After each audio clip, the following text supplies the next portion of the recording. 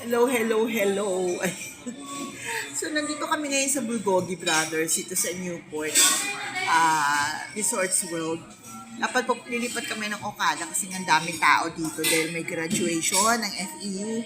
Pero, nadaanan namin itong Bulgogi Brothers. So, sabi ko dito na lang. Naghanap ako ng ambience. Maganda naman yung ambience di ba? Oh. Ayan. May ambience naman siya. Nakakapagod na kasi maglipat-lipat. Pero anyway, I just wanna eat beef. So, kakain ako ng bulgogi bibimbap and galbi chim. Ayan, masaya na ako sa buhay ko. Okay na yun. Join me. Na-experience ko naman na itong Bulgogi Brothers. This is not my first time here. So, alam ko naman na I'll be satisfied with what I'm going to eat, diba? At saka hindi siya masyadong masakit sa bulsa. Ayun, so okay lang dito. Ayan, so pakita ko sa inyo yung in-order namin mamaya pag dumating.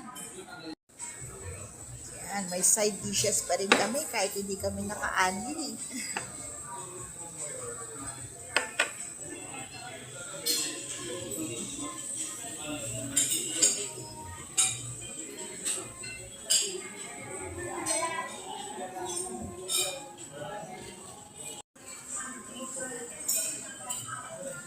Ano yan?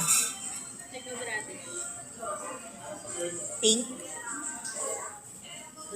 Harap? Ayan. So, ito yung order ko na bulgogi bibimbap. In yung sauce with galbi-jin. Galbi-jin. And ito naman yung vegetable bibimbap ni Alex. Let's eat. So, this is how you eat a bibimbap. Diyan kinakain ng isa-isa. Tapos, mix yan. Mix.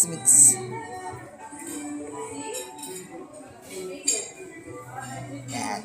Sa Korea kasi, ginagawa yan sa mga leftovers nila, di ba? Ang sarap nung mainit yung pot. Wow! Hindi ko naman yan mauubos, I'm sure. Wow.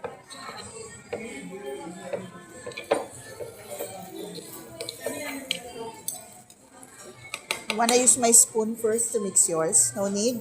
Why? Wow. Okay, let's eat.